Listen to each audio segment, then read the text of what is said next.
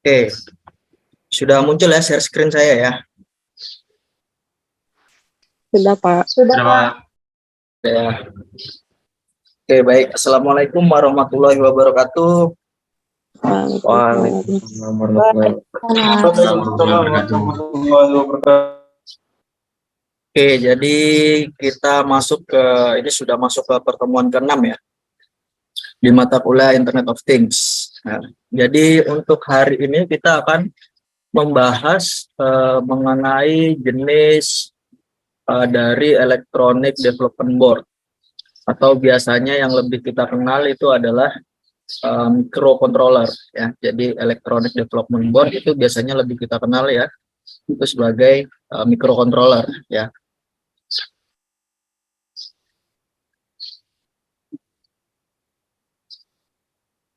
Nah, jadi pada pertemuan kali ini kita nanti akan mencari tahu sebenarnya apa sih pengertian dari microcontroller itu atau Electronic Development Board. Nah, kemudian di mikro ya itu terdapat beberapa susunan ya, penyusunnya ya. Di antaranya itu adalah atau beberapa hal yang harus kita perhatikan. Nah, beberapa hal yang diantaranya adalah bit ya. Kemudian nanti ada istilahnya RAM, flash memory, GPIO, general pin input output ya, panjangannya dari GPIO. Kemudian jenis konektivitasnya dari sebuah mikro itu. Kemudian bagaimana konsumsi daya dari sebuah mikro ya. Nah, kemudian selain dari itu kita akan juga membahas mengenai macam-macam dari produk miliknya si Arduino ya. Jadi pengertiannya apa dan macam-macamnya seperti apa dari Arduino. Nah, sampai sini praktikumnya sudah sempat nyoba kan ya kemarin ya. Nyoba pakai apa? Pakai Arduino. Arduino Uno, Pak. Arduino Uno, oke. Nah, kemudian di sini nanti akan dijelaskan juga tuh mengenai Arduino Uno. Nah, dari Arduino Uno itu membahas mengenai spesifikasinya seperti apa, termasuk di dalam spesifikasi itu pin-pin yang disediakan oleh si Arduino itu ada berapa banyak, kemudian pin-pin apa saja yang terdapat di Arduino Uno, kemudian beberapa jenis komunikasi yang disupport oleh Arduino Uno ya. Jadi ada beberapa jenis komunikasi antara lain serial, SPI, dan juga I2C ya. Nah, selain dari produknya Arduino ya, kita juga akan mempelajari tentang produk ini ya, ESP8266 dan juga ESP32. Nah, nanti akan dijelaskan di slide ini.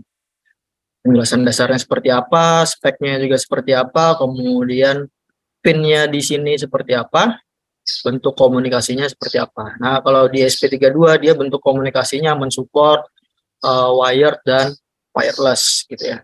Jadi dia mensupport untuk komunikasi menggunakan kabel gitu ya, dan juga mensupport jenis komunikasi nirkabel ya, atau tanpa kabel.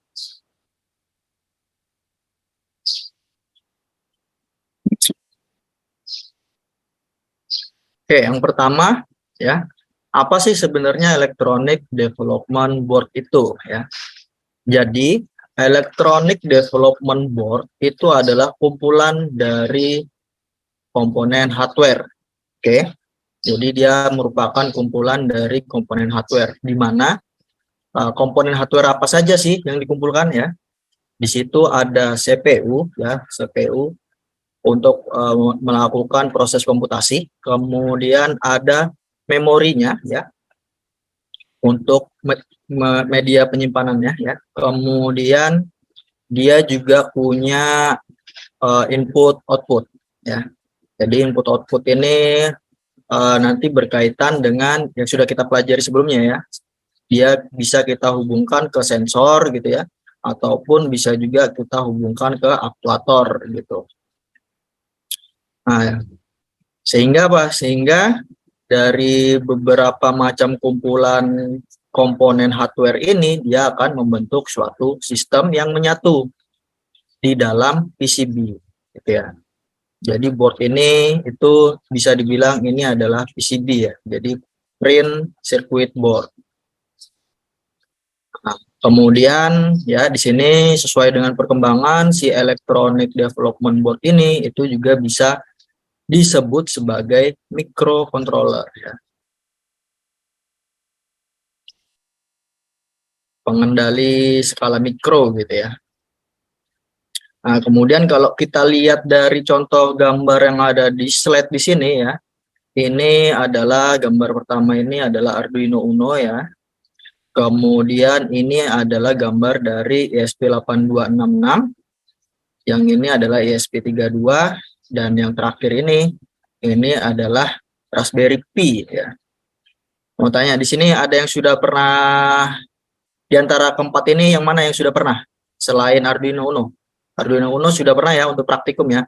Kalau di luar dari praktikum, ESP8266, ESP32 ataupun Raspberry Pi di sini mungkin ada yang sudah pernah nyoba belum ya?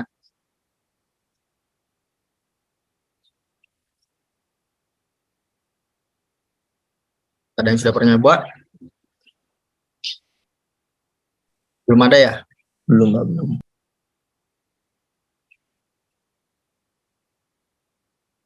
Belum. Oke, jadi di antara ketiga ini ya sebenarnya kalau di sini kita lihat ya, ini yang Arduino Uno, ESP8266 dan juga ESP32 ini memiliki kemiripan gitu ya. Cuman yang membedakan kalau Arduino Uno ini produk miliknya Arduino ya. Sedangkan ESP8266 ini dan ESP32 ini satu produk ya, satu vendor. Nah, ini bukan di luar dari yang produknya Arduino. Kemudian ada lagi dia Raspberry Pi. Raspberry Pi ini juga bukan di antara yang lain ya. Dan juga si Raspberry Pi di sini dia juga bisa disebut sebagai mikroprosesor gitu ya. Nah, dan juga kelebihan dari si Raspberry Pi di sini itu dia juga bisa disebut sebagai mini komputer gitu ya. Jadi Raspberry Pi di sini dia bisa difungsikan sebagai mini komputer. Nah, membedakan apa? Di Raspberry Pi di sini itu dia bisa diinstal operating system. Nah, jadi di Raspberry Pi ini ada OS-nya dia. Nah, sedangkan di produk-produk yang lain ini tidak bisa diinstal operating system. Dia ketika kita gunakan dia sudah ada firmware khususnya ya, yang untuk menangani hardware gitu ya. Nah, jadi kalau di sini yang Arduino Uno, ESP8266 dan ESP32 ini nggak bisa disisipin operating system. Nah, di Raspberry Pi sendiri dia juga punya mensupport beberapa macam operating system. Coba kita searching ya.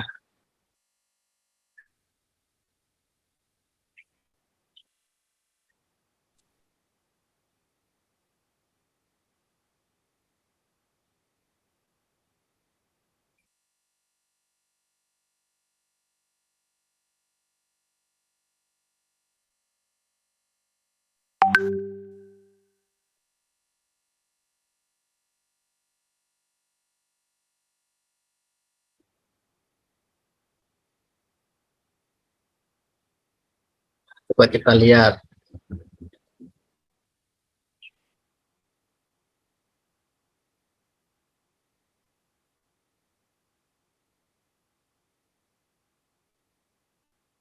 Nah, jadi di Raspberry Pi sendiri dia secara default dia selain mengeluarkan produk hardware-nya itu tadi ya. Jadi selain mengeluarkan hardware-nya ini, perangkat kerasnya ini, dia juga menciptakan operating systemnya sendiri. Jadi namanya Raspberry Pi OS gitu ya. Nah, jadi ada Raspberry Pi OS, dia yang ini berarti dia tampilan desktop gitu ya. Dan juga ada yang biasanya Raspberry Pi yang cuman tanpa desktop, jadi dia isinya cuman terminal saja. Jadi isinya nanti begitu kita buka ya semacam terminal model begini. Nah, terminal semacam model begini. Kalau desktop berarti dia isinya ya bisa diisi software yang seperti ini. Jadi support dengan GUI gitu ya. Support GUI. Nah, sedangkan kalau yang non desktop dia cuman berupa terminal. Kemudian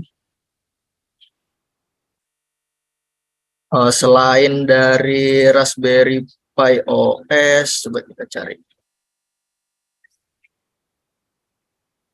Nah, di sini juga ada dia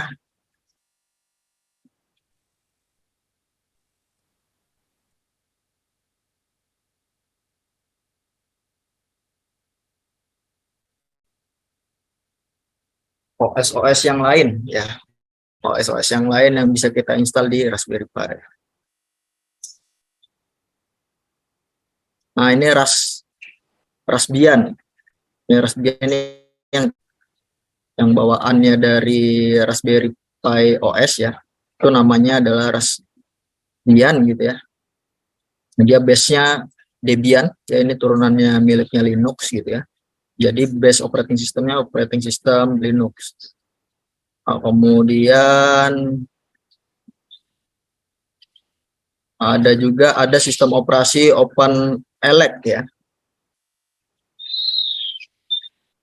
Nah, jadi dia modelnya seperti ini ya. Jadi sebagai kalau operating system OpenELEC ini dia bisa kita install ke dalam OS ini ke dalam Raspberry Pi, dia akan bertindak sebagai media center gitu. Jadi ada video gitu ya, ada film, ada musik, isinya kira-kira kayak begini. Jadi kira-kira begitu kita selesai install ya tampilannya si Raspberry Pi di sini dia seperti Smart TV gitu ya. Nah, jadi dari perangkat keras ini tadi ya, dari Raspberry Pi yang ini kan dia ada port gitu ya, port HDMI-nya. Jadi dari port HDMI-nya ini kita hubungkan ke monitor. Nah, kemudian kalau di Raspberry Pi-nya ini kita install operating system yang ini tadi yang khusus untuk media, yang untuk Smart TV gitu ya. Nah, maka di monitor nanti akan muncul tuh yang semacam Smart TV itu tadi. Selain itu dia juga bisa kita, ini ada juga Windows IoT Core ya. Ini berarti Windows memang udah menyediakan operating system yang bisa diinstal ke mini PC ya, termasuk Raspberry Pi.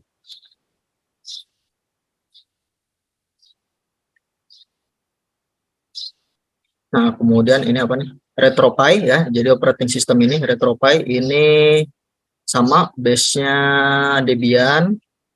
Nah, kalau ini lebih ke untuk hiburan ya. Gaming gitu ya, untuk game. Nah, selain itu juga bisa nih kita install Ubuntu di dalam si Raspi. Nah, kemudian coba kita cek ya Ubuntu kan bisa ya, kita cek di officialnya ubuntu.com. Nah, di sini kita coba lihat. Nah, di sini ada Ubuntu for IoT. Nah, di sini Raspberry Pi ya. Nah, ini berarti kita tinggal download nih si Ubuntu yang untuk Raspberry Pi. Nah, jadi ini kalau kita download, kita dapat file ISO-nya. Nah, dari file ISO itu tadi, itu yang kita, apa namanya, kita bisa menggunakan flash disk ya, untuk melakukan menginstal OS-nya.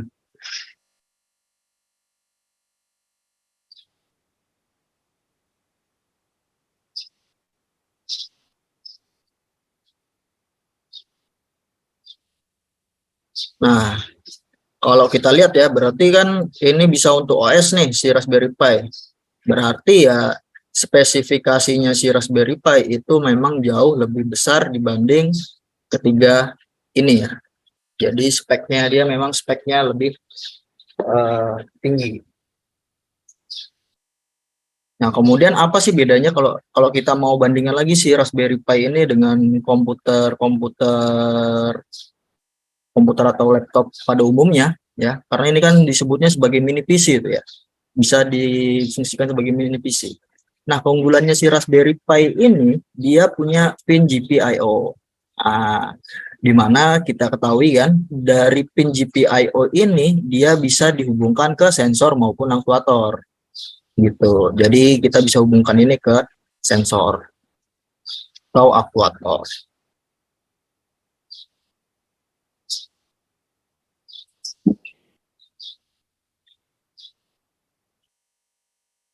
Nah, kemudian kita balik lagi nih. Apa sih keunggulan dari microcontroller itu? Nah, jadi keunggulannya si microcontroller di sini itu memudahkan kita untuk melakukan pemrograman dan uji coba ya terhadap sistem yang mau kita bangun.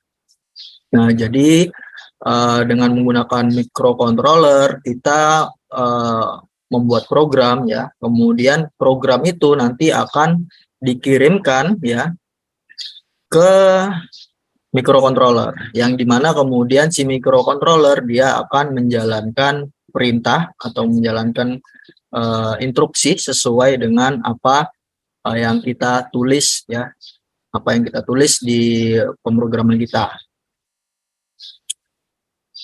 Nah, kemudian biasanya si mikro ini dia dilengkapi dengan komponen pendukung ya. Seperti apa? Seperti I2C, downloader, penurun tegangan, catur daya, proteksi tegangan, dan lain sebagainya. Gitu ya. Jadi dia sudah didukung dengan komponen-komponen semacam ini. Nah, kemudian contoh-contohnya ya, ada Arduino ESP8266 ya. Ini Arduino berarti berbagai macam jenis Arduino termasuk tadi ya Arduino Nano, Arduino Mega, ya, Arduino Uno gitu ya. Nah, kemudian ini ada SP8266, STM32, Raspberry Pi, Jetson Nano. Nah, Jetson Nano ini coba kita cari Jetson Nano.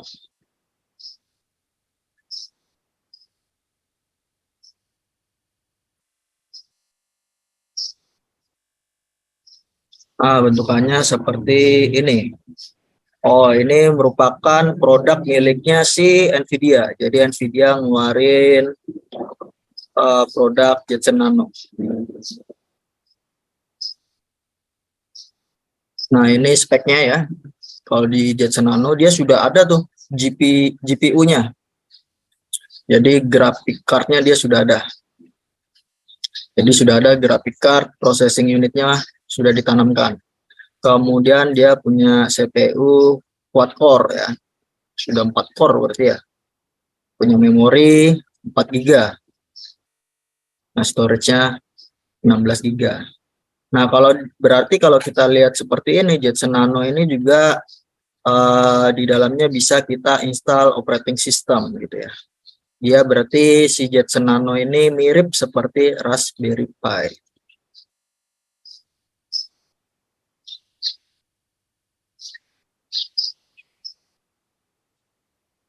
Nah, kemudian ada beberapa hal ya yang harus kita ketahui ketika kita ingin membangun sebuah sistem gitu ya, yang melibatkan microcontroller.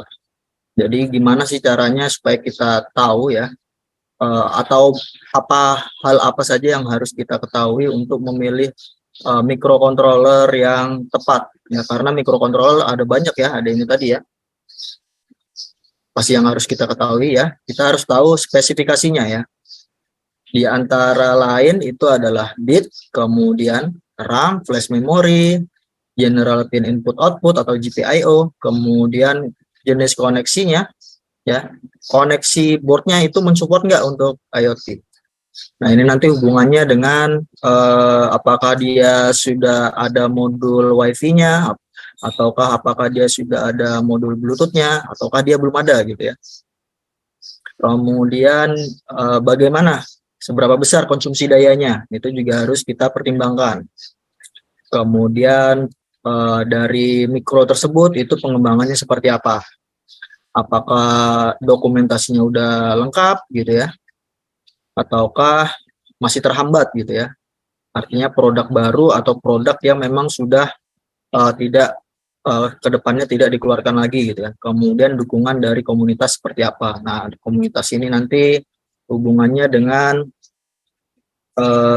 kita eh, seandainya kita menemui masalah gitu ya pada saat membangun sebuah program ataukah pada saat merancang eh, si hardware-nya ya, menghubungkan membuat suatu rangkaian dari si mikro ke sensor ataupun ke aktuator, itu kita kalau menemui kendala kita bisa tanyakan ke komunitas.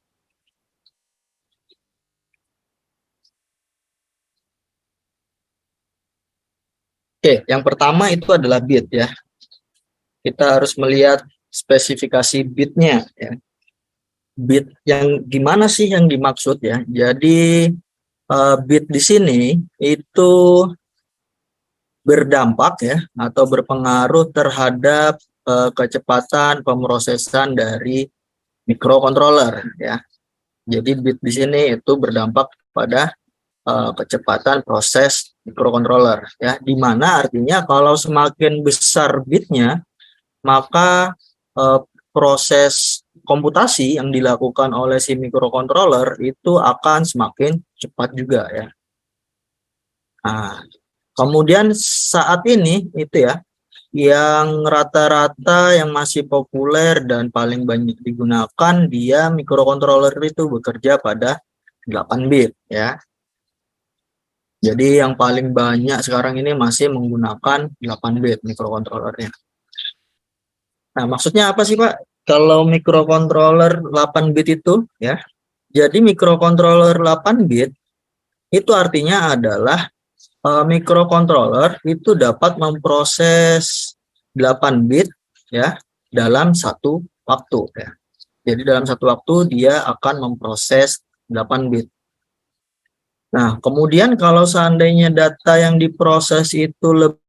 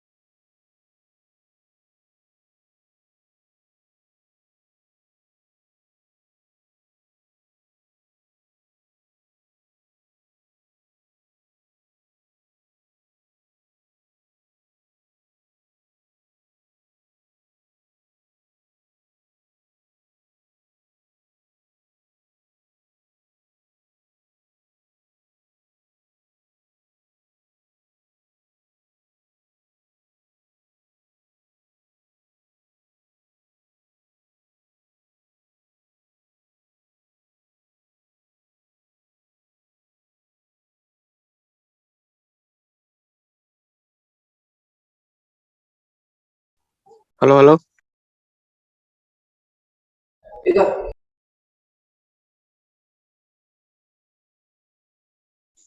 Ya, Pak.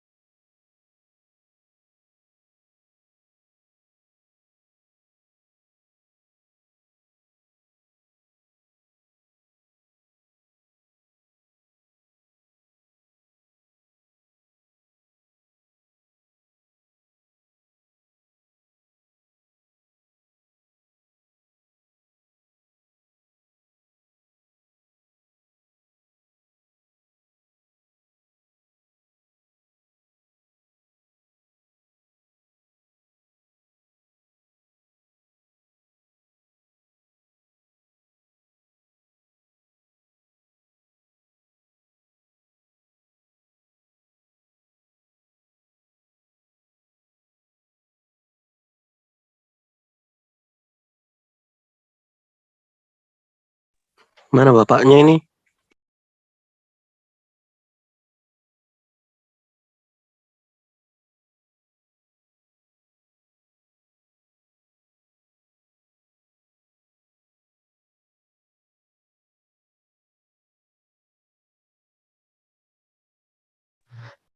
Jaringan bapaknya jelek kayaknya.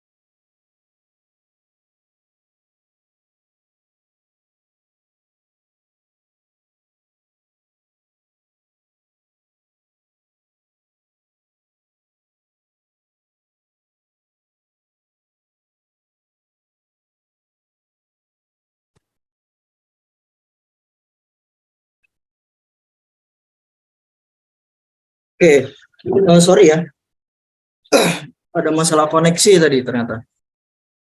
Tadi saya jelasin sudah sampai mana ya kalian ya dengerinnya ya?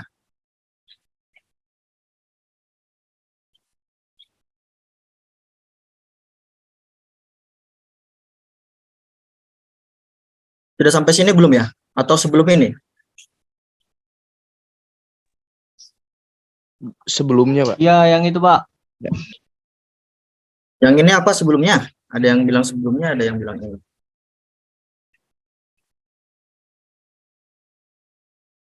Oke, saya ulangin ya kalau gitu ya.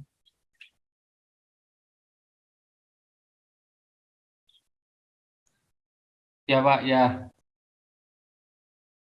Oke, jadi intinya di Electronic Development Board ini ya, untuk kita bisa memilih mikro atau Electronic Development Board itu harus tahu beberapa spesifikasinya ya.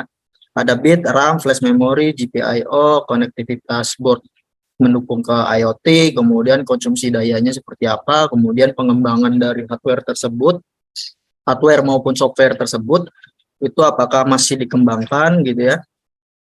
Kemudian apakah juga ada dukungan dari komunitas.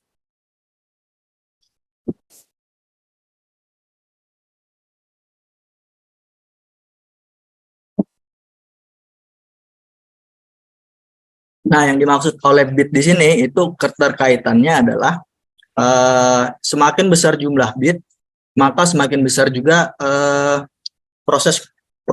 semakin cepat juga proses komputasi yang dilakukan oleh mikro gitu ya.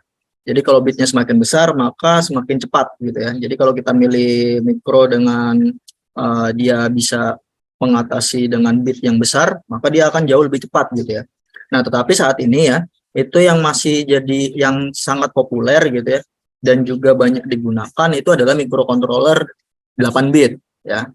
Nah, maksudnya dari microcontroller 8 bit itu adalah pada saat satu waktu dia akan memproses data sebanyak 8 bit.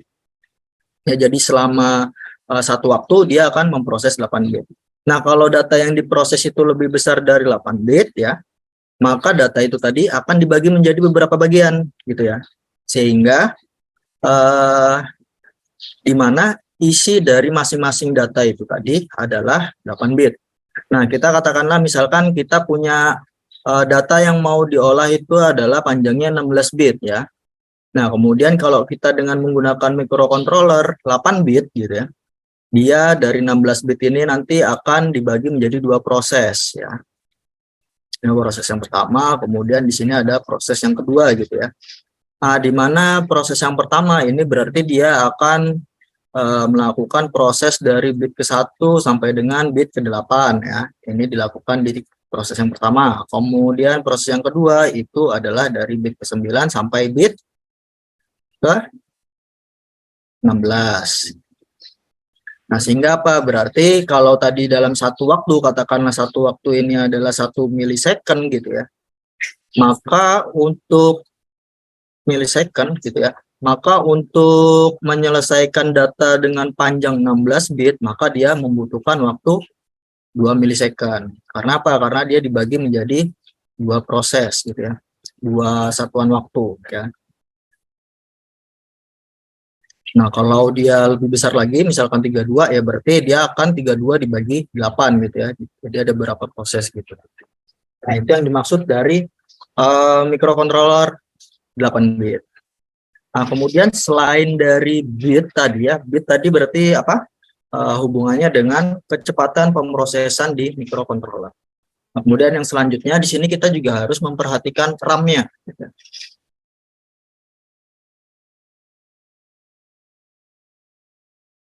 Jadi di microcontroller ya itu juga punya RAM. Ya, jadi dia punya RAM. Nah, balik lagi tadi pengertiannya Electronic Development Board ya. Di mana Electronic Development Board itu kumpulan dari komponen CPU ya, kemudian storage dan juga input output. Nah, RAM ini termasuk ke dalam storage. Nah, di mana RAM ini itu panjangannya adalah Random Access Memory ya. Di mana ini adalah memori dengan kecepatan tinggi ya. Kemudian dia mempunyai sifat apa? Sifat volatile ya. Apa sih yang dimaksud dengan sifatnya volatile? Jadi sifat RAM di sini sebagai volatile itu adalah dia menyimpan data gitu ya, menyimpan data secara sementara. Sementara itu gimana sih maksudnya? Jadi ketika si microcontroller ini nyala gitu ya, dalam posisi on, kemudian datanya kita simpan ke dalam mikro. Nah, data ini akan tersimpan ke dalam RAM ya. Kemudian ketika si mikro ini kehilangan daya atau dalam kondisi mati atau dalam kondisi off gitu ya, maka data yang tersimpan di dalam RAM itu akan menghilang. Nah, sehingga ketika kita nyalakan lagi, ya udah data yang tersimpan di RAM itu udah nggak ada lagi. Jadi gitu yang dimaksud dengan istilah volatile. Ya.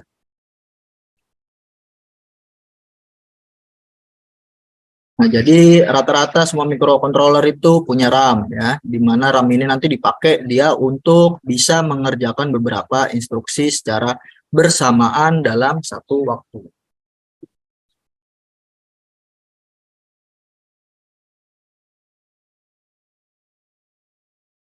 Seperti apa? Kalau semakin besar RAM-nya, berarti semakin banyak itu instruksi yang bisa kita masukkan ke dalam mikro tersebut ya.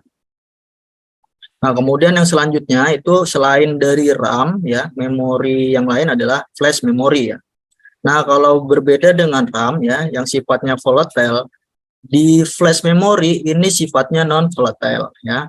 Artinya kalau dia mau sudah menyimpan data ke mikro, kemudian si mikro itu kehilangan daya dan kita hidupkan lagi, itu datanya masih tersimpan. Nah, jadi ini yang dimaksud dengan sifat non volatile. Nah, biasanya apa? Dipakai untuk apa sih kalau flash memory ini? Jadi flash memory ini dipakai untuk menyimpan kode atau file yang dibutuhkan dalam proses yang dikerjakan microcontroller, gitu ya. Jadi dia akan disimpan di flash memory. Termasuk di dalamnya ini ya, itu adalah file-file yang bisa apa namanya, file-file firmware-nya ya. Jadi firmware itu akan tersimpan di flash memory. Karena apa? Begitu kita mau dia ada listrik atau nggak ada listrik, nanti ketika dia ada listrik gitu ya, ketika dia nyala, ya udah dia tetap ada tuh si firmware-nya gitu. Nah, kemudian biasanya dia nggak butuh flash memory yang besar. Karena apa? Karena program yang dibuat itu biasanya sangat ringkas, sangat kecil gitu ya. Nah, atau bisa juga kita simpulkan bahwa si flash memory ini itu adalah perangkat penyimpanan data ya, yang bisa digunakan untuk melakukan transfer data antara perangkat satu dengan perangkat yang lainnya ya. Di antara perangkat satu dengan perangkat yang lainnya ini bisa berupa komputer kita misalkan atau laptop gitu ya.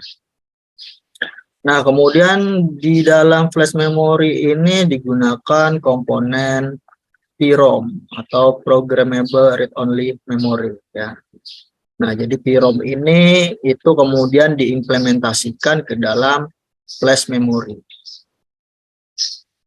Kemudian yang selanjutnya yang harus kita perhatikan adalah GPIO atau General Pin Input Output.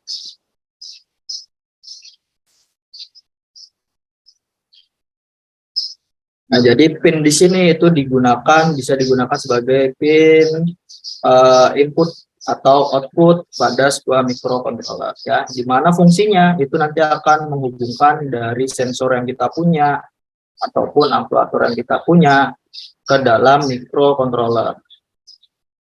Nah, kemudian jumlah pin itu berbeda-beda ya antara microcontroller yang satu dengan yang lainnya.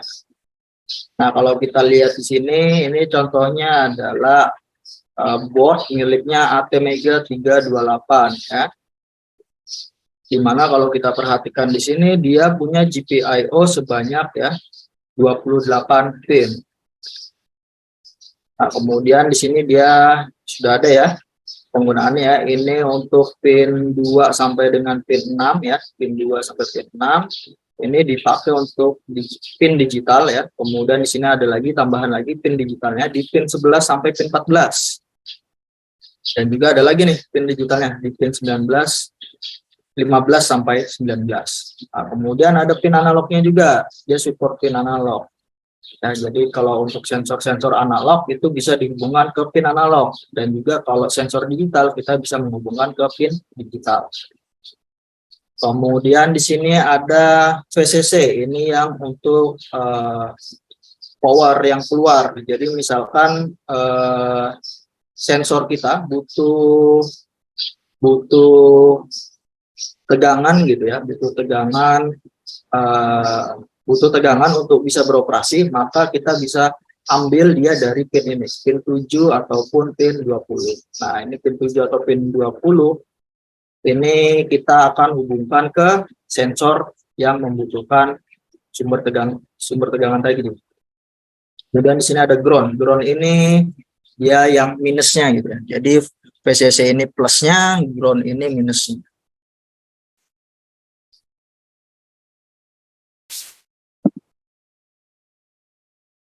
Nah, kemudian yang selanjutnya itu adalah kita harus mempertimbangkan bagaimana konektivitas dari mikro yang akan kita pilih terhadap IoT. Ya, karena kita akan dalam hal ini kita akan membahas tentang bagaimana si microcontroller itu nantinya bisa terhubung ke internet gitu ya. Sehingga menjadi Internet of Things. Nah, ini menjadi sangat penting ya. Kemudian yang perlu dipertimbangkan itu adalah jalur komunikasinya. Ya, jadi kita harus mempertimbangkan dari mikro tersebut, apakah dia di dalam mikro tersebut sudah ada WiFi-nya, gitu ya, ada modul WiFi-nya. Jadi kalau sudah ada modul WiFi, ketika kita tinggal mengkonfigurasi nanti ya, melakukan coding di mikronya untuk bisa terhubung ke WiFi yang kita punya di lokal gitu ya. Kemudian apakah dia sudah ada port Ethernet-nya ya, ataukah dia sudah ada Bluetooth-nya, ataukah dia sudah ada LoRa-nya ya. Nah, ini semua beberapa jalur komunikasi ini apakah dia sudah terintegrasi kepada microcontroller yang akan kita pilih tadi. Nah, jadi apakah dia punya WiFi, ataukah dia punya Ethernet, ataukah dia punya Bluetooth, ataukah dia punya LoRa gitu ya. Nah, bisa salah satunya gitu ya. Atau bahkan kalau seandainya di microcontroller yang kita pilih itu tidak mempunyai jalur komunikasi yang seperti ini ya, ini semua tidak dimiliki ya, maka kita juga bisa itu menambahkan modul sendiri ya. Misalnya kita mau menambahkan Bluetooth, ya udah kita tinggal beli modul Bluetooth, kemudian kita hubungkan ke microcontroller melalui GPIO ya. Nah, jadi bisa. Atau kita mau butuh WiFi adapternya, atau butuh modul WiFi, ya udah kita tinggal beli modul WiFi secara terpisah, kemudian kita hubungkan ke microcontroller kita yang tidak mempunyai modul WiFi tadi.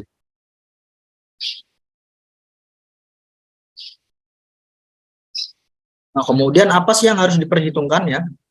Nah, yang harus diperhitungkan itu adalah ya ini ya, apakah dia digunakan untuk proses komunikasi yang jaraknya pendek. Kalau untuk proses komunikasi yang jaraknya pendek, kita bisa menggunakan salah satu yang ada di sini. Bisa menggunakan WiFi, ataukah kita menggunakan Bluetooth, ataukah Zigbee, ataukah NFC ya. Kemudian kalau untuk yang jangkauannya lebih luas lagi, itu kita bisa menggunakan LoRa gitu ya. Nah, atau dia mau kita gunakan microcontroller kita untuk sebuah microcontroller yang nantinya bertindak sebagai perangkat mobile gitu ya. Dia akan sebagai perangkat bergerak. Maka kita juga bisa tuh menambahkan modul cellular communication ya, bisa 2G, 3G, 4G, bahkan 5G gitu ya. Tinggal kita tambahkan untuk konektivitasnya. Atau kita juga dari awal memang kalau sudah merencanakan mau ke arah mana di antara tiga ini, ya udah kita tinggal memilih ya board mana yang sesuai dengan kebutuhan kita dalam proses konektivitasnya atau komunikasi datanya.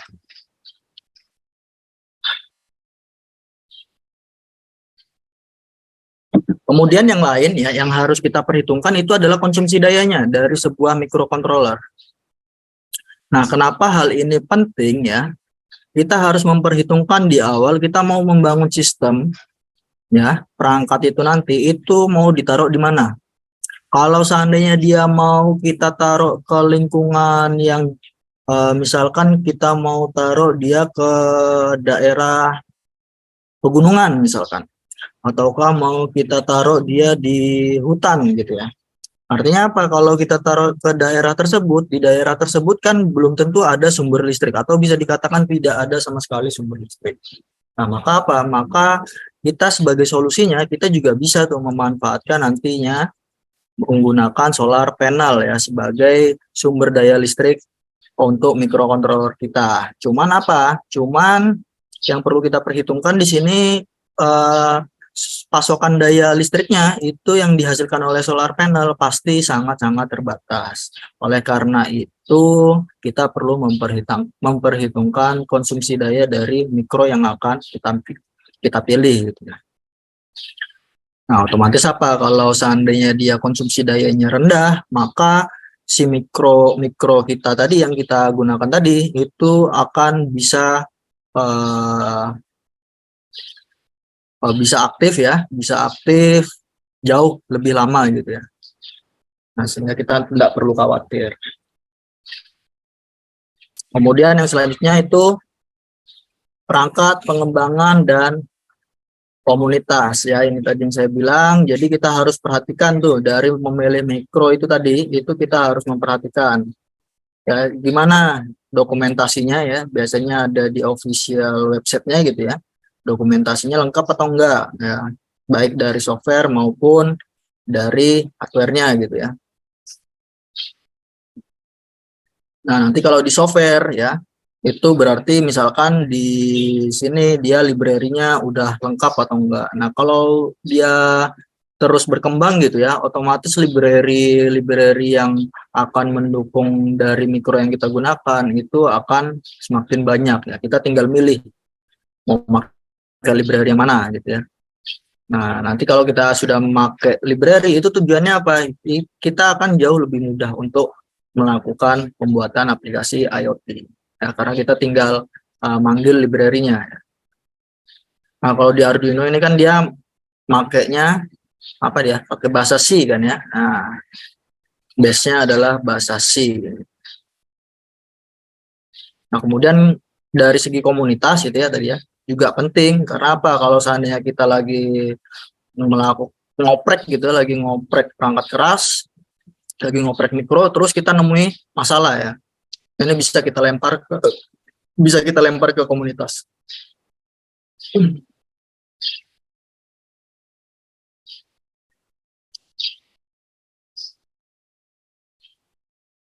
Nah, kemudian masuk ke yang selanjutnya ya, ini adalah pengertian dan macam dari Arduino ya. Jadi Arduino ini itu adalah platform ya.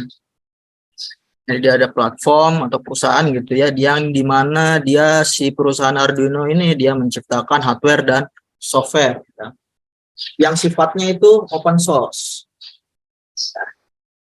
Nah, maksudnya di sini apa? Yang dimaksud dari open source di sini yang si Arduino ini artinya apa? Dalam pengembangan si software itu siapa aja boleh berkontribusi. Ya. Jadi ya maksudnya open source ini dia menyediakan source code-nya itu secara terbuka. Jadi monggo silakan kalau ada yang ahli gitu ya. Kemudian waktu dia mencoba source code miliknya si Arduino gitu ya. Terutama software yang dimaksud di sini itu adalah library ya. Nah, waktu melakukan pengembangan library, kemudian dia menemukan bug gitu ya. Ada bugnya nih. Nah, dia bisa melaporkan hal tersebut ke komunitasnya, komunitas open source. Nah, itu biasanya bisa melalui apa? GitHub ataupun GitLab gitu ya. Nah, atau selain melaporkan bug, dia juga bisa langsung melakukan modifikasi gitu ya. Source code yang tadi yang dia ambil, kemudian ingin dia tambahkan gitu ya, tambahkan suatu fitur mungkin atau menambahkan suatu fungsi, ya dia boleh, siapa aja boleh menambahkan fungsi tersebut. Nanti tinggal oleh pengelola si Arduino ini ya, dia nanti tinggal melakukan merger, jadi code-nya nanti dijadikan satu. Nah, kemudian jenis board di Arduino ya, jadi Arduino sendiri dia punya beberapa beberapa perangkat gitu ya, beberapa mikro ya. Nah, ada yang namanya Arduino Uno, Arduino Mega, Nano, Mini, dan Pio. Kemudian masih banyak lagi, nanti bisa dicek di official websitenya Arduino. Ini dicek di arduino.cc ya. Nah, ini untuk gambarnya ya, Arduino Uno, Arduino Pro Mini, Arduino Mega, Arduino Nano, dan Arduino Pio. Nah, kemudian di antara dari sekian banyak ya, di antara 5 ini ya, antara satu mikro dengan mikro yang lainnya ya, di mana ini semuanya adalah produknya Arduino, apa sih yang membedakan ya? Nah, jadi yang membedakan antara satu mikro dengan yang lainnya itu adalah spesifikasinya gitu ya. Nah, termasuk yang tadi yang sudah dibahas pada slide sebelumnya, bitnya berapa, RAM-nya berapa, flash memorinya berapa gitu ya. Kemudian konektivitasnya seperti apa gitu ya, proses komunikasi datanya seperti apa, kemudian berapa konsumsi dayanya. Nah, itu yang membedakan. Jadi spesifikasi tersebut yang membedakan antara satu mikro dengan mikro yang lainnya. Nah, ini adalah contoh dari spesifikasi Arduino Uno ya, gambarnya seperti yang ada di sini. Nah, di mana dia punya ini ya, butuh tegangan input dari 7 sampai 12 volt, kemudian untuk beroperasi dia menggunakan tegangan 5 volt, dan juga dia punya 14 pin digital, 6 buah pin analog, kemudian ukuran flash memorinya itu adalah 32 kilobyte. Untuk SRAM-nya dia ada 2 kilobyte dan EEPROM-nya 1 kilobyte. Nah, kemudian untuk kecepatan pemrosesannya ya, clock speed di sini ya, itu adalah 16 MHz. Nah, kemudian untuk support communication-nya ya, dia mensupport jenis komunikasi I2C, SPI, dan juga serial. Nah, kalau kita lihat di sini, nah ini biasanya yang dipakai untuk upload program ya, jadi dihubungkan ke sini. Kemudian ini adalah port untuk sumber tegangan. Nah, ini yang 7 sampai 12 volt tadi.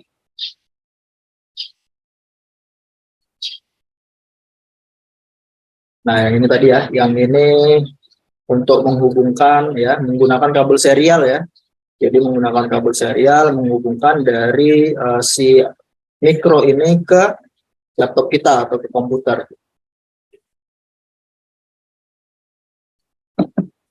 Nah, jadi untuk sumber dayanya ya, sumber catu dayanya, dia bisa dilewatkan 3 ya. Jadi bisa lewat sini kabel USB yang di sini tadi. Jadi kalau kita hubungkan ini biasanya kan untuk kita melakukan upload program ya. Jadi ketika kita menghubungkan dari mikro ke laptop gitu ya, atau komputer, dengan menggunakan kabel serial, maka dia si mikro ini sudah langsung posisinya adalah posisi on gitu ya. Jadi udah langsung nyala. Karena apa? Melalui kabel ini dia juga menerima sumber tegangan. Kemudian bisa juga melalui power jack. Artinya apa? Kalau kita udah mengupload program ke sini gitu ya, melalui kabel USB, kemudian kita lepaskan kabel USB kita, kemudian kita hubungkan ke sumber listrik, ke power jack-nya milik mikro, maka mikro ini akan posisinya nyala gitu ya. Tinggal dia mengeksekusi program apa sih yang sudah ditanamkan ke mikro ini. Kemudian bisa juga lewat pin ya, yang ada di sini. Kalau di Arduino Uno, pin. Jadi pin di sini itu juga bisa kita fungsikan sebagai sumber tegangan. Nah, kemudian di Arduino Uno dia juga ada yang namanya pin analog ya. Pin analognya itu dari A0 sampai dengan A5 ya. Nah, ini berfungsi sebagai input analog. Tapi apa, di mikro ini dia sudah punya teknologi ya, teknologi ADC, di mana ini adalah analog to digital converter. Artinya apa? Dia sudah merubah yang tadinya dari sensor itu sensor analog ya, masuk ke sini, kemudian outputnya itu berupa tegangan, maka oleh si mikro ini dia sudah dikonversi menjadi data yang bisa dibaca oleh microcontroller. Ya, jadi data analognya tadi itu dirubah menjadi data digital. Misalnya apa? Potensiometer. Gitu. Jadi kalau kita hubungkan sensor potensiometer ke mikro ini, Arduino Uno, nah, kemudian kita hubungkan tuh ke analog pin ya, di antara 5 ini kita bisa milih A0 sampai A5. Nah, itu ketika si data analognya masuk ke mikro ya, oleh mikro itu udah langsung dikonversi karena dia sudah menggunakan teknologi ADC, analog to digital converter gitu ya. Nah, selain dari pin analog, di sini juga dia sudah mensupport pin digital. Kalau di Arduino Uno dia punya 14 pin digital dari pin 0 sampai dengan pin 13. Nah, dimana kalau di pin digital ini nanti outputnya ya yang dibaca itu adalah high ataupun low ya. Baik input maupun outputnya. Contohnya apa? Contohnya kalau untuk input itu ada tombol ya, ataupun berbagai macam sensor digital ya, yang udah kita bahas di pertemuan sebelumnya. Atau juga bisa LED gitu ya. Ini juga berupa, kalau LED ini berupa outputnya ya. Kemudian aktuator ini juga sebagai output. Nah, selain dari pin analog dan pin digital, di sini juga ada yang namanya pin serial ya. Pin serial ini untuk apa sih ya? Jadi pin serial di sini itu dipakai untuk komunikasi atau bertukar data ya. Antar mana? Bisa antara Arduino dengan komputer gitu ya. Ataukah Arduino dengan display, ataukah Arduino dengan sensor, ataukah Arduino dengan Arduino, atau mikro yang satu dengan mikro yang lainnya. Jadi dia bisa dilewatkan pin serial. Nah, pin serial ini itu adalah yang biasanya tulisannya di board itu RX ataupun TX ya. Nah, itu adalah pin serialnya. Jadi kalau kita mau menghubungkan nantinya ya, itu kita perhatikan di sini RX sama TX-nya. Di mana RX ini maksudnya itu adalah receive ya. Jadi ini receive atau penerima. Kemudian TX di sini itu adalah transmit atau pengirim ya. Nah, kemudian yang selanjutnya adalah komunikasi serial ya. Nah, jadi dari pin serial ini untuk bisa melakukan komunikasi serial itu bisa seperti ini ya. Nah, di sini. Jadi ini kan ada board 1 gitu ya, misalkan ya ini board 1 atau mikro 1, ini mikro 2 ya. Kita mau menghubungkan nih supaya si mikro 1 ini nanti akan mengirim data ke mikro 2, kemudian mikro 2 udah nerima data dari mikro 2 dikirimkan kembali ke mikro 1. Nah, dia dihubungkan melalui pin serialnya. Di mana pin serial tadi yang mana? Yang RX dan juga TX gitu ya. Jadi cara menghubungkannya adalah dengan TX pada mikro 1 ya. Artinya TX tadi apa? Transmit ya. Transmitnya itu kita hubungkan dengan kabel ke receive-nya di mikro 2. Kemudian transmitnya di mikro 2 kita hubungkan dengan receive-nya yang di mikro 1. Nah, ini untuk proses komunikasi serial antar microcontroller. Kemudian manfaatnya apa? Misalkan dipakai untuk debugging program dengan serial monitor, ataukah untuk mengirim data antar board atau mikro. Nah, selain dari serial, dia juga ada SPI atau Serial Peripheral Interface ya. Ada pin SPI. Nah, bentuk komunikasinya dia adalah di sini SPI ya, jadi SPI di sini menghubungkan, bisa juga digunakan untuk menghubungkan dua perangkat microcontroller gitu ya. Cuman dia dilewatkan oleh pin MISO, MOSI, dan juga SCK. Jadi ada 3 pin ini yang harus dihubungkan gitu ya. Jadi MISO ini adalah master in slave out, yaitu baris mengirim data ke perangkat master ya. Berarti ini posisinya di klien gitu ya, atau di mikro satunya. Jadi misalkan di sini ini adalah master, kemudian biasanya istilahnya adalah master slave gitu ya. Ini adalah master, ini adalah slave-nya gitu ya. Nah, jadi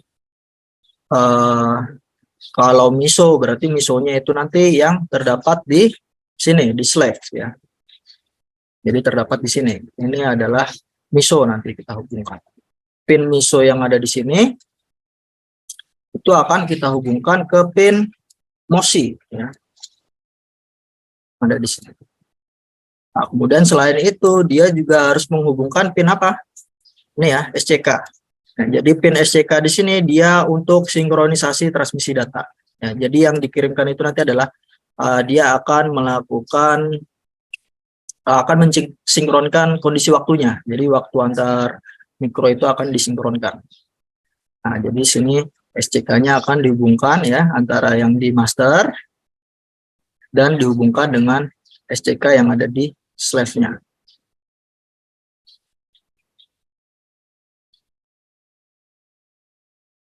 Nah, ini contoh penggunaan SPI ya. Misalkan ini yang dihubungkan pin MISO dan MOSI-nya ke sensor suhu ya, sensor suhu. Nah, di mana sensor yang dipakai itu adalah sensor BME 280 ya. Kemudian ya ini dia komunikasinya dilewatkan SPI ya. Dari Arduino ke BME 280. Nah, nanti kita bisa di apa namanya? Di Arduino kita, di softwarenya Arduino IDE itu ketika kita bukakan serial monitor ya, dia akan muncul yang seperti ini. Nah, tentu saja setelah kita ngoding dulu ya. Jadi kita ngoding ya, codingan tadi kita upload ke sini ya, dimana isi dari codingannya itu nanti dia untuk menampilkan tekanan, kemudian kelembapan, dan juga suhu gitu ya. Nah, nanti dia akan memberikan feedback ke serial monitor yang ada di laptop kita gitu. Feedbacknya berupa hasil dari penerimaan data oleh si sensor. Kemudian yang selanjutnya adalah I2C, Inter Integrated Circuit ya. Jadi ini juga sama, dia merupakan protokol komunikasi ya. Di mana ini dirancang khusus untuk memungkinkan komunikasi antar komponen dalam satu papan sirkuit ya. Jadi kalau ada komponen di satu sirkuit ini gitu ya. Misalkan ada sensor A dan sensor B di satu sirkuit ini mau kita hubungkan. Nah, kita bisa menggunakan ini I2C ya. Nah, di mana yang harus kita hubungkan itu adalah pin SDA-nya ya, dan juga pin SCL-nya. SDA ini itu jalur yang untuk ngirim data, sedangkan SCL ini itu adalah untuk sinkronisasi waktu. Nah, sampai sini sebelum saya lanjutkan, silahkan kalau ada yang ingin ditanyakan.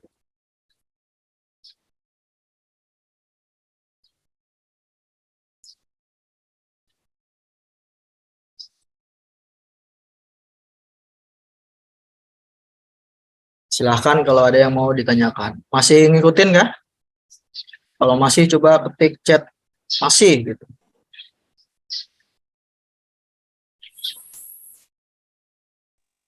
Masih, Pak. Masih.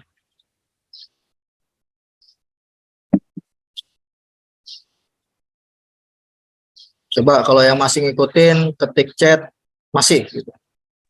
Masih, Pak. Masih. Nah, Masih, Pak.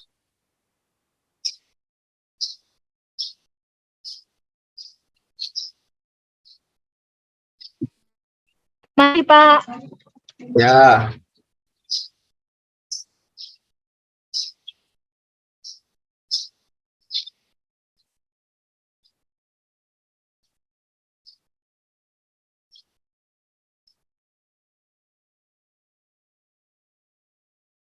Sambil saya cek-cek koneksi internet saya.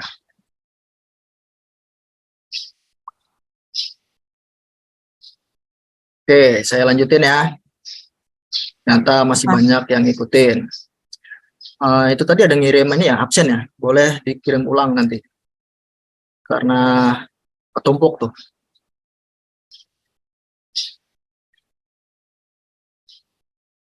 Oke, kita lanjut.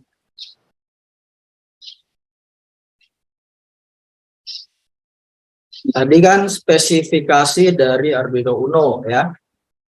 Kemudian selanjutnya ini ada spesifikasi dari Arduino Mega gitu ya. Dia juga punya spesifikasi. Nah, kalau input dan outputnya dengan yang Uno tadi, dia sama atau beda nih? Sama ya. Inputnya 7 sampai 12 volt juga, kemudian tegangan operasinya dia 5 volt. Kemudian untuk digital pin dan analog pin ya, ini sama atau tidak dengan yang Uno tadi? Ayo, mungkin ada yang bisa jawab.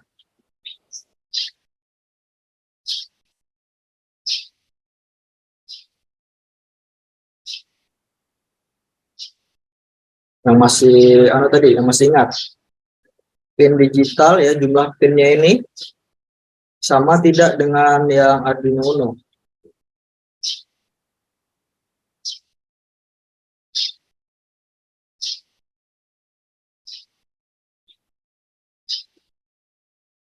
Arduino Mega ada berapa? Ada 54 digital pin dan 16 analog pin ya. Coba kita lihat yang Uno. Nah, ternyata Uno cuma 14 dan juga 6 ya. Artinya apa? Beda ya dari jumlah pinnya dari Uno dengan Mega. Ya, Mega dia punya digital pin yang lebih banyak ya, dan juga analog yang lebih banyak. Kemudian clock speed-nya 16 MHz, plus memorinya juga lebih besar nih ya, berarti ya.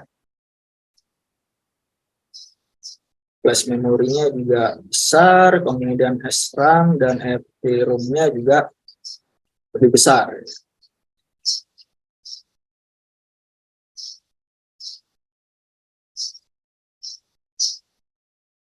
Nah, ini merupakan skematik dari Arduino Mega. Jadi kalau dalam bentuk gambar kira-kira seperti ini si Arduino Mega. Nah, di sini dia menjelaskan dia punya LED built-in kayak yang ini ya. LED built-in di sini itu maksudnya di mikro ini dia ada satu titik gitu ya. Kalau kita lihat nanti aslinya hardware-nya itu di sini ada titik kecil gitu ya. Nah, sebenarnya ini adalah LED, lampu indikatornya. Ya. Nah, dia bisa digunakan kalau di sini berarti kalau dia untuk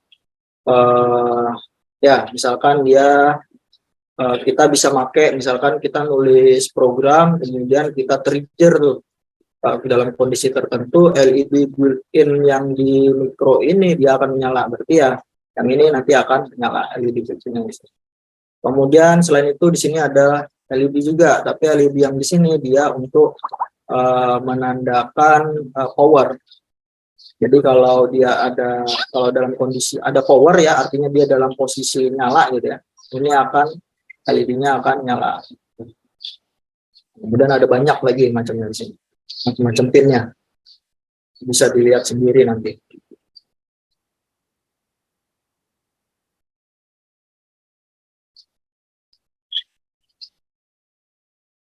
Nah, untuk pin serialnya ya, dia ada 3 pasang pin serial nih. Nah, kalau di Uno tadi cuma 1 pasang ya. Sedangkan di Arduino Mega dia ada 3 pasang ya, dari RxTX 1 sampai RxTX 3. Kemudian selanjutnya ini ada Arduino Nano ya. Nah, dia punya digital pin yang lebih sedikit.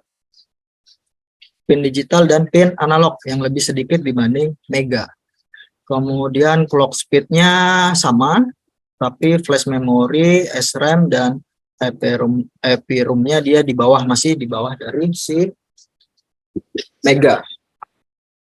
Arduino Mega. Nah, bentuknya kecil seperti ini, bentuknya mini gitu ya. Nah, dia juga punya berbagai macam pin, analog dan juga digital. Kalau kita perhatikan di sini ada RX dan TX-nya. Dia punya 1 pasang RTX.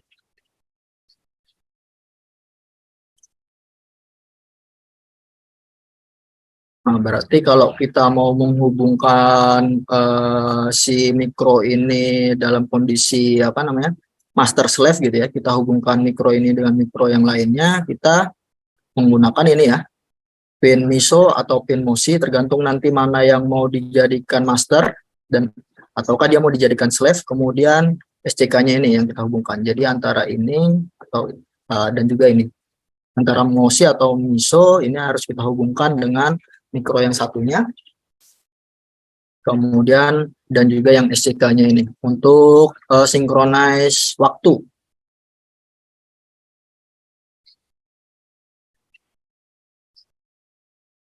Nah, tadi itu adalah produk miliknya si Arduino.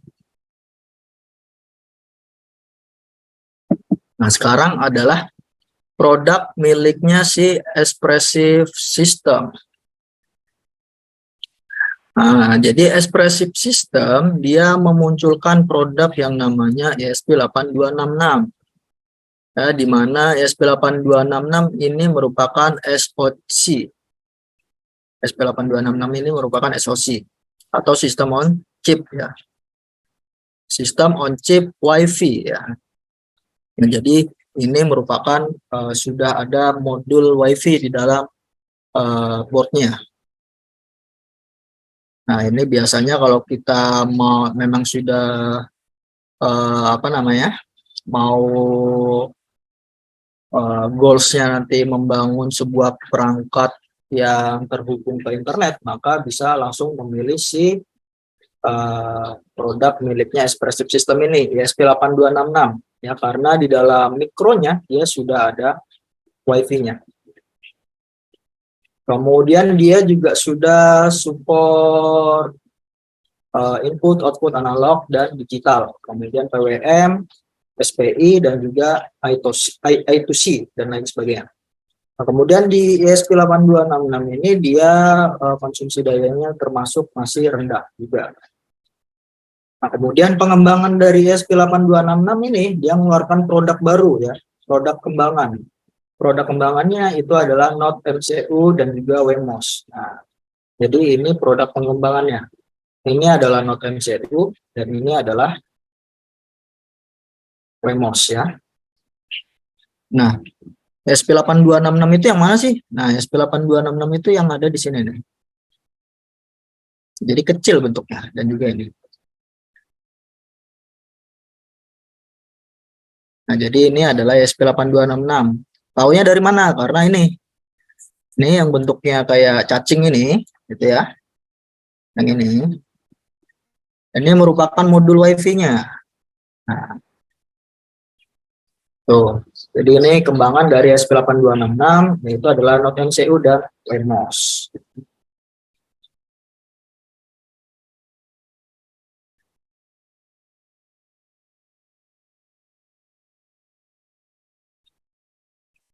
Nah, ini spek dari Node MCU ESP8266 ini. Nah, untuk tegangan operasinya dia cuma butuh 3,3 volt saja, sedangkan yang tadi miliknya Arduino dia butuh tegangan operasinya 5 volt ya, jadi jauh lebih rendah. Kemudian kalau untuk inputannya dia dalam range 7 sampai 12 volt. Flash memorinya ya 4 MB ya, besar. Kemudian SRAM-nya juga besar. Kemudian clock speed-nya dia yang agak lebih rendah dibanding dengan, coba kita lihat tadi mega berapa ya? Mega. Clock speed-nya 16 MHz. Oh, ternyata dia lebih besar ya. Ternyata selain dari dia punya konsumsi daya yang rendah, dia juga punya kemampuan komputasi yang jauh lebih cepat. Kemudian ditambah lagi di dalam boardnya si Note MCU ini dia sudah ada modul yang mensupport untuk komunikasi datanya, yaitu Wi-Fi ya.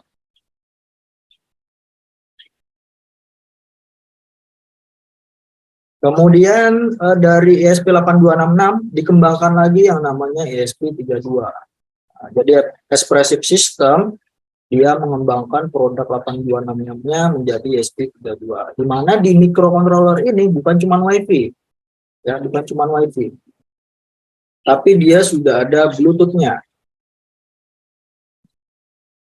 Nah, jadi apa? Kita bisa memanfaatkan modul Wi-Fi dan juga Bluetooth yang memang sudah di-embed ke dalam perangkat keras ini. Dan juga dia sudah support sama seperti produk sebelumnya, analog dan digital pin, kemudian PWM, SPI, I2C, dan lain sebagainya. Gambarnya kayak begini nih. Nah, ini spesifikasinya. Nah, cuman bedanya di sini tegangan operasinya dia lebih tinggi ya dibanding sama ESP8266. Tadi 8266 untuk tegangan operasinya dia 3,3, kalau ini dia 5 volt. Cuman tegangan inputnya dia 5 volt saja. Jadi kalau yang tadi tegangan yang dibutuhin untuk yang ESP8266 dia 7 sampai 12. Kemudian flash memorinya 128, SRAM-nya 320, clock speed-nya dia jauh lebih kencang lagi. Oke.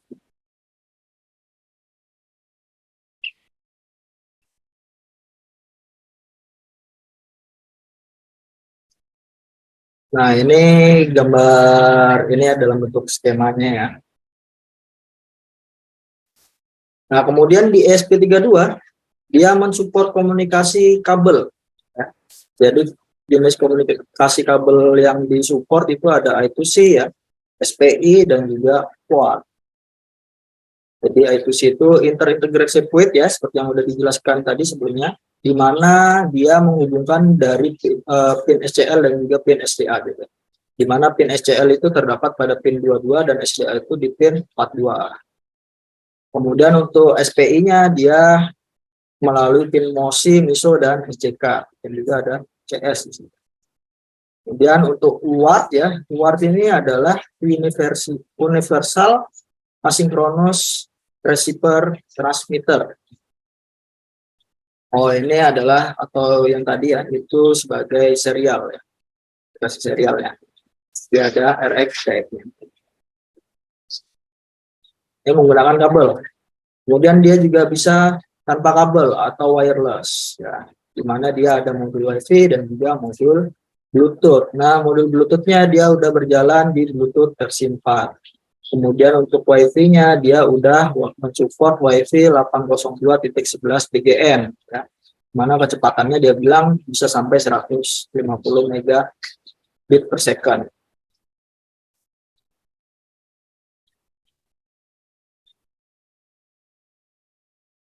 Oke, jadi gitu untuk pertemuan hari ini. Silakan kalau ada yang mau ditanyakan, saya beri waktu.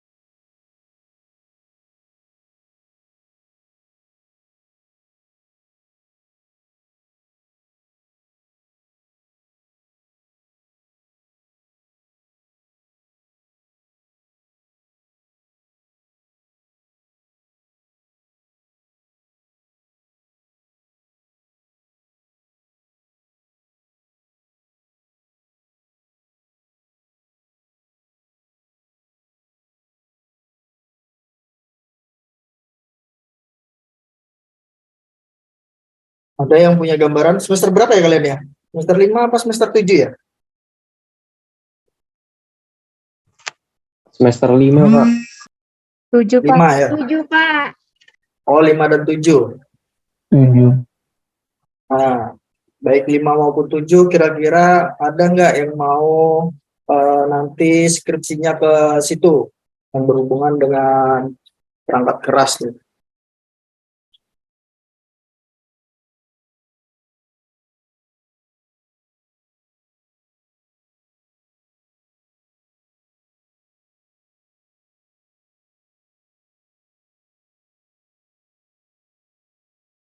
Kalau memang ada, silakan ditanyain apa yang memang kira-kira punya ide apa, silakan. Walau saya Pak, mau belum nanya, Pak. tentu bisa jawab. Ya, silakan. Kalau misalnya skripsinya berhubungan angkat keras ini, dosen pembimbingnya siapa, Pak? Kalau itu saya juga nggak tahu. Oh iya. Soalnya paling enak gini sih. Kalau mau lihat bidang keahlian dari dosen ya, ini bukan cuman apa namanya, bukan cuman yang tadi yang berhubungan dengan perangkat keras atau IoT dan sebagainya, atau embedded system ya bahasanya kalau di itu kalian bisa ngelihat di Sinta Kemendikbud.id. Mas connect kan ya? Oke. Atau klik ketik aja Sinta di Google ya, gampangannya. Nah, baru klik ini sinta.kemendikbud.id.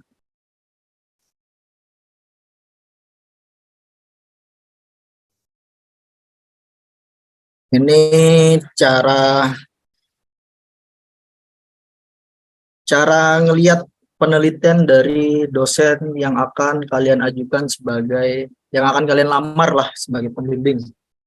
Ya, lihatnya bisa lewat Sinta. Bentar, kok lama ya?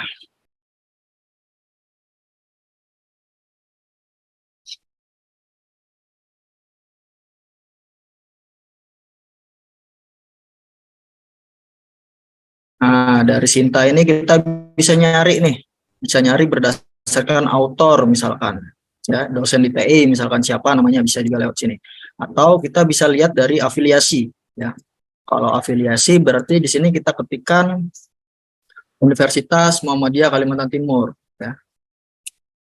Misalkan kata kuncinya Universitas Kalimantan Timur gitu aja ya. Oh, nggak ada. Jadi di sini coba Kalimantan Timur aja. Jadi dia akan muncul semua yang ada mengandung kata kuncinya Kalimantan Timur. Nah, ini kan muncul ya, UMKT muncul. Kita klik UMKT-nya. Nah, di sini kita bisa lihat di sini departemen, autor ya, kemudian jurnal yang dimiliki. Nah, di sini kita bisa masuk lagi ke departemen, kita pilih yang prodi kita ya, prodi Teknik Informatika ya. Di sini kita cari. Nah, ini Teknik Informatika. Ini sudah di prodi Teknik Informatika, kemudian kita klik yang autorsnya. Jadi Sinta ini itu merupakan mengambil data-data hasil penelitian dari dosen-dosen gitu ya. Nah, semua bisa dilihat dari sini. Dia sudah menghasilkan apa sih dosen-dosen itu, gitu ya. Misal ke siapa, Pak Yoga di sini ada, Bu Lia ada, Pak Rudiman ada, Pak Rofil ada, Pak Noval ada, Pak Arban ada. Nah, ini semua ada nih. Jadi dosen-dosen yang bisa kalian lamar jadi pembimbing ya, itu bisa kalian ngecek di sini. Misal ya, untuk saya misalkan ya. Nah, ini di sini biasanya ada bidang keahlian. Kalau yang ini bidang keahlian ini biasanya dosennya sendiri yang mengisikan ya. Nah, ini kan kalau di saya ini saya ngisinya network security, image processing, dan juga cyber security ya. Nah, kalau kalian mau ngecek itu sebenarnya dari hasil penelitiannya ini. Nah, ini Scopus ini ya. Ini berarti hasil penelitian atau jurnal gitu ya, yang sudah diterbitkan lewat Scopus ya. Jurnal-jurnal yang dilewat Scopus. Nah, di sini kalau saya ya, ini judulnya ini gitu ya. Nah, ini berhubungan dengan keamanan. Kemudian ini enkripsi image ya, pakai metode Virginia Receiver. Belum. Tahu buka Google Scholar di sini, ini lebih banyak biasanya Google Scholar, tab Google Scholar. Nah, ini tadi. Ini steganografi. Nah, ini. Nah, kalau untuk saat ini silahkan dilihat di sintanya ya, siapa yang kira-kira udah apa namanya, memang benar-benar keahliannya di situ, di embedding system gitu, atau di yang urusannya dengan perangkat keras. Nah, nanti kalau misalkan dia IoT-nya juga perlu dibaca tuh dari jurnalnya atau penelitiannya, dia membahas apa. Apakah yang dibahas itu IoT itu luas lagi ya. Jadi IoT itu bisa yang dibahas berupa datanya, ataukah yang dibahas perangkat kerasnya, jadi membangun arsitekturnya gitu ya. Ataukah dia membahas tentang IoT dari segi komunikasinya, protokol komunikasinya. Jadi bisa dilihat dari Sinta. Gitu.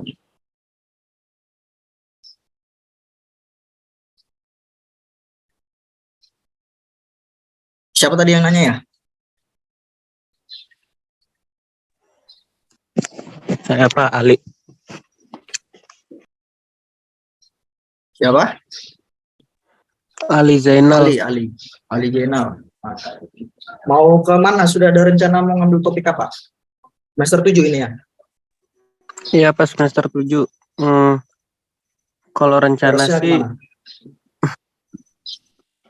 mau lebih ke jaringan, cuman ya belum dapat referensi, masih baca-baca jurnal aja Pak. Oh iya benar. Jadi langkah di awal itu memang supaya kalian tidak miss ya penelitian, itu memang harus baca jurnal ya. Jadi baca jurnal sekarang ini ambillah 5 tahun terakhir ya. Jadi jurnal-jurnal yang 5 tahun terakhir. Nah, cara ngambil jurnalnya udah tahu lewat mana?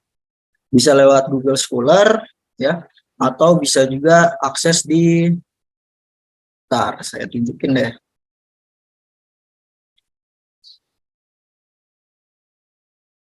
Di IEEE Explore.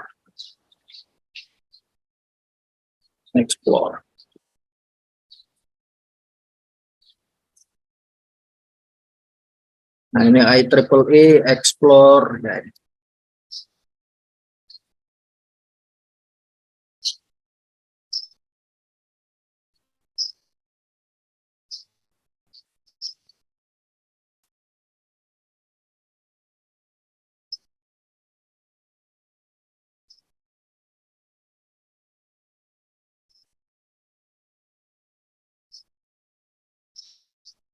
Nah, di sini kita bisa cari ya. Kita cari, misalkan kalau di jaringan harus dikerucutkan lagi tuh jaringan maunya ke mana, misalkan ya. Maunya ke bagian keamanan data. Keamanan datanya di enkripsi jaringan gitu ya misalkan. Atau di steganografi gitu ya. Atau kriptografi ya.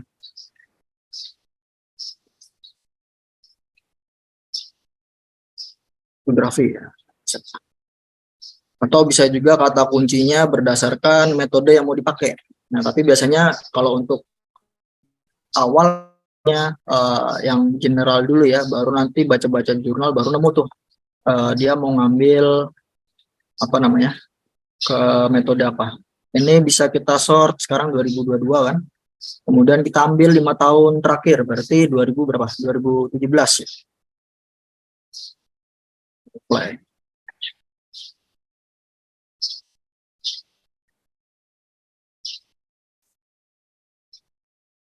Nah, di sini muncul nih macam-macam. Nah, ada kuantum kriptografi ya kan. Ini kalau misalkan kriptografi. Nah, ini juga ada judul jurnalnya atau papernya ya. Oh, ini dalam bentuk conference ya, dia publikasikannya ya. Nah, dia buat paper dengan judul Secure Visual Secret Sharing Schema for Color Image Using Visual Cryptography and Digital Watermarking. Nah, kayak gini. Tapi ini kan kalau kita mau mengakses tulisannya kan terkunci ya, lock ya. Nah, jadi perlu lewat website lain. Jadi ini kita ambil judulnya, baru kita paste di Skyhub gitu ya. Nah, nanti itu bisa muncul anunya, apa namanya, tulisannya atau jurnal.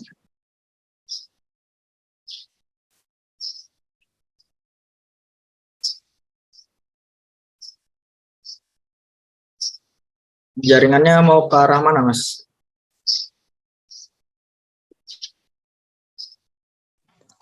Belum dapat, Pak. Belum ada. Sambil baca-baca itu jurnal. Soalnya jaringan juga luas lagi, Mas.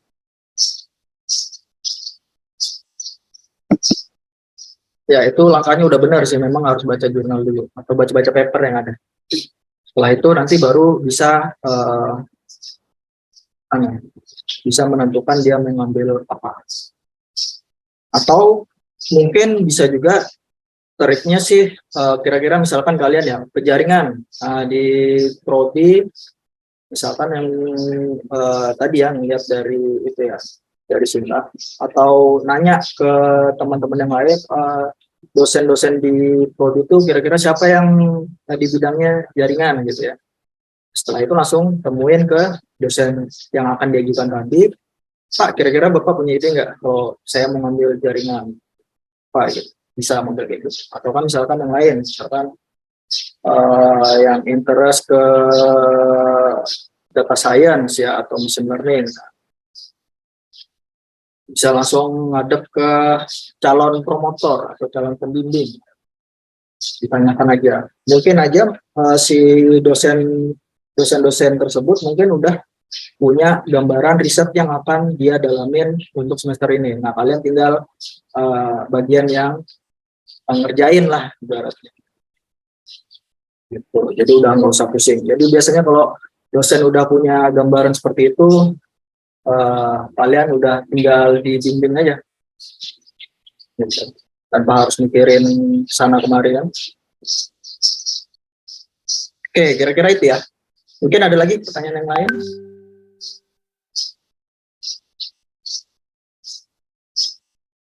Jadi gitu. Untuk yang informasi di luar dari mata kuliah ini. Kalau IoT atau yang di bidang ini sih saya belum tahu ya. Ini sih nggak ada ya. Nggak tahu ya kalau Pak Arban itu lebih mengarah kemana. Nah, kalau saya ngisi di IoT ini karena memang kemarin itu Pak Arban yang kelebihan jam ngajarnya. Jadi saya bantu beliaunya aja untuk ngambil kelebihannya. Gitu kira-kira. Oke, nggak ada ya. Cukup? Oke, kalau cukup, saya kira sekian dari saya. Kita ketemu lagi di pertemuan selanjutnya ya. Oke, saya akhirin. Assalamualaikum warahmatullahi wabarakatuh. Waalaikumsalam warahmatullahi wabarakatuh. Makasih Pak. Yuk.